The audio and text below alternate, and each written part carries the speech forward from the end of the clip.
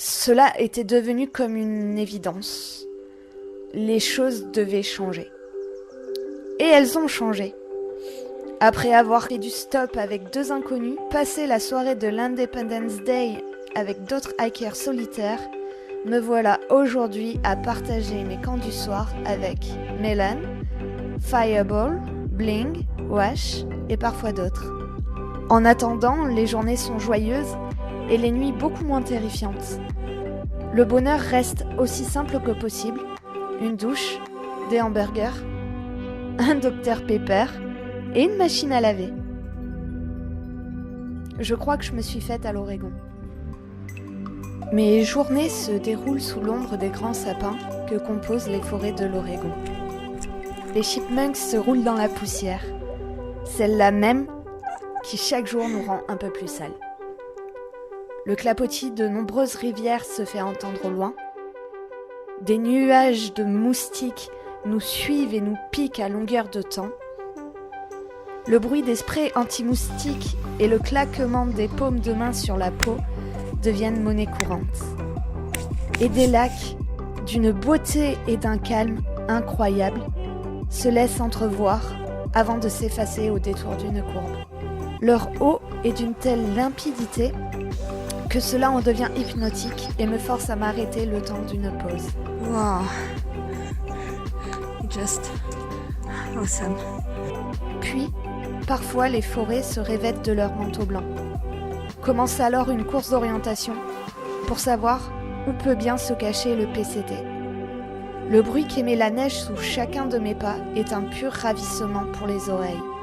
Je dois l'admettre, j'aime randonner dans la neige.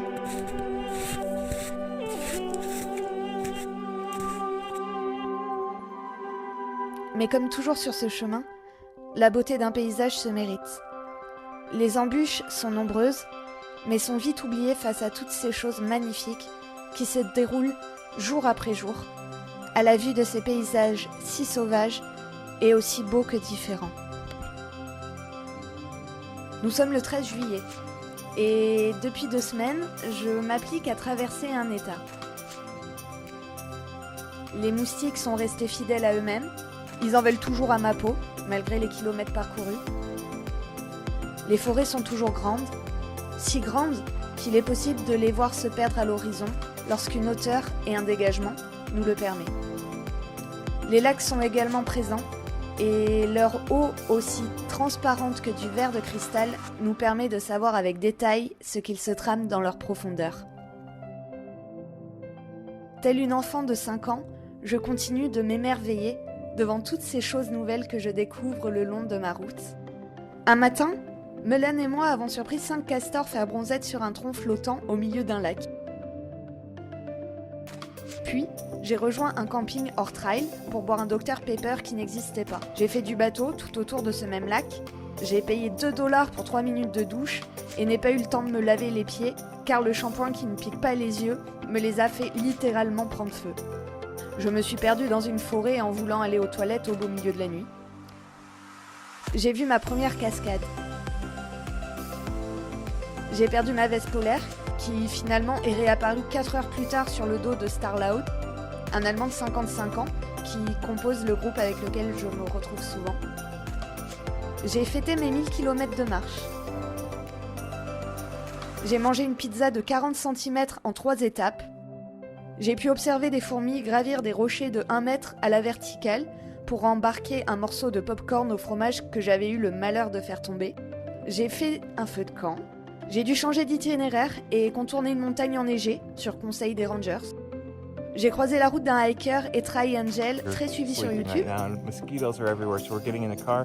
We're going to Bend. Hey, so doing more trail magic. Didn't think hikers would be here, but here we go. From right to left. Hello, Melon from New Jersey. Oliver from Australia. Cole from Montana. Louis from Australia. Charlene from France.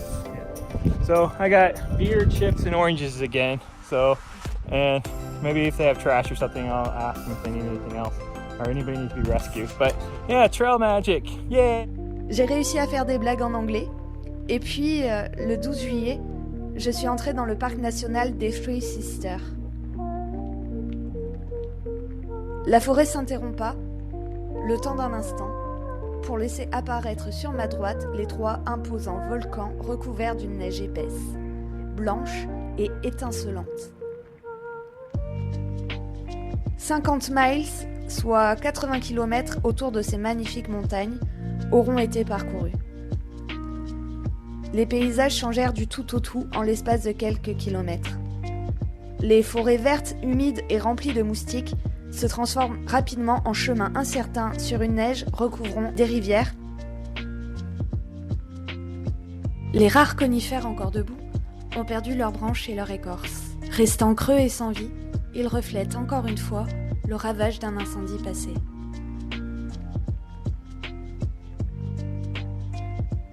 Et puis j'ai commencé à monter en altitude, là où la lave inarrêtable a emporté avec elle l'intégralité d'un écosystème. Ce décor représente le chaos et à la fois le renouveau. Rien ne se perd, rien ne se crée, tout se transforme. C'est magnifique, brut et sauvage à la fois. Des centaines de papillons monarques viennent virevolter autour de moi. It's crazy.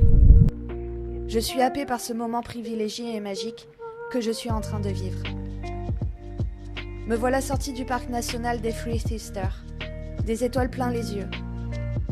Après 16 jours et 350 km de péripéties à travers les forêts de l'Oregon, je vais enfin rejoindre une ville, celle de Sister, à l'arrière d'un énième pick-up.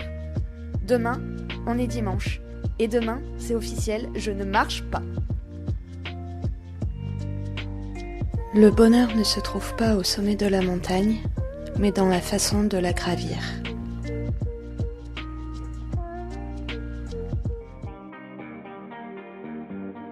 J'étais en permanence sous la forêt. Il y avait de l'eau partout.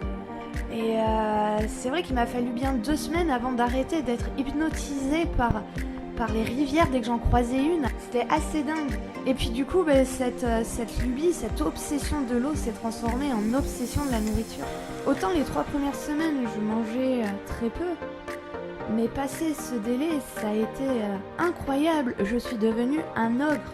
Je mangeais pour 4. J'avais faim, tout le temps faim. Quand je ne mangeais pas, je confectionnais des plats dans ma tête. C'était ma lubie, c'était mon passe-temps de la journée. Quel plat je pourrais créer? Le premier aliment que je vais manger en arrivant en ville, c'est vraiment ça qui nous fait tenir sur le chemin. On se dit, allez, dans 3 jours, je vais avoir ma pastèque. Je sais pas qu'est-ce qui est arrivé là, mais il était en pénurie de bouffe. Rupture de stock. Imagine, Ah, comme en guerre. Sur le Pacific Crest Trail, on a un rapport assez particulier avec la nourriture. En fait, quand on arrive en ville, il faut faire les ravitaillements, donc on calcule le nombre de jours qu'on aura de marche, et donc par rapport à ça, le nombre de nourriture qu'il nous faudra, en essayant d'avoir le moins de poids possible dans le dos, donc il nous faut quand même des aliments assez caloriques, des aliments assez légers, et en même temps qui nous frustrent pas tant que ça. Je suis au milieu de mes rayons, et là, une pensée me laisse perplexe. Je me rends compte que je suis devenue cette fille qui pèse chaque article mis dans le panier. Chaque gramme que je devrais porter fait l'objet d'une longue réflexion. En ai-je vraiment besoin? Y a-t-il assez de calories? On a les yeux qui brillent, on a envie de tout acheter, de tout manger. Et finalement, on se retrouve avec 3 poches de nourriture pour 1 jour d'arrêt, ce qui devient très vite problématique. Je m'émerveille, encore. J'ai sous les yeux l'exemple même de la Renaissance après l'Apocalypse. La végétation a repoussé, les abeilles butinent les fleurs inondant le chemin de leur parfum qui, le temps d'un instant, nous fait oublier le nôtre. Et ces troncs d'arbres par milliers, dénudés de leurs branches et de leur écorce, faisant contraste avec le reste du décor qui regorge de couleurs et de vie. Le temps a décidé de ne plus être de notre côté. Et comme on n'échappe toujours pas à la tradition, c'est dans le brouillard, sous le blizzard, et les pieds dans la neige, et les pieds gelés, que j'arriverai en haut d'un énième mont à 2130 mètres d'altitude.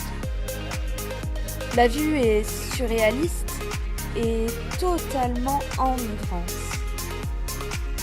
Mon environnement proche n'est fait que de neige. Celle-ci même qui se perd dans un horizon fait de brouillard opaque, aussi blanc que le sol. Une chose est sûre, je ne trouverai ni moustique ni psychopathe ici. Ça c'est clair. Le vent glacé me fouette le visage, me ramenant encore une fois à l'instant présent.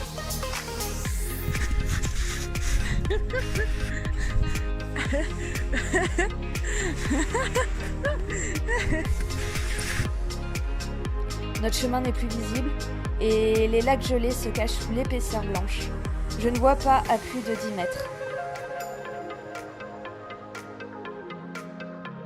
Ce soir, et malgré la tempête qui fait rage à l'extérieur, c'est avec de nouvelles étoiles dans les yeux et un air de « J'irai dormir dans le paradis blanc. » que je m'endors.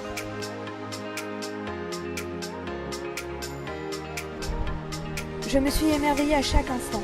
J'ai longé des volcans, traversé des torrents, grimpé au sommet d'une montagne sous la tempête, marché dans la neige, marché toute une nuit seule à travers une forêt qui s'étend sur tout l'État. J'ai ri, j'ai encore pleuré, j'ai voulu abandonner, et puis j'ai continué. Encore et encore, jusqu'à enfin pouvoir apercevoir au loin ce fameux pont des dieux qui représente à cet instant présent la fin d'un état et le commencement d'un autre.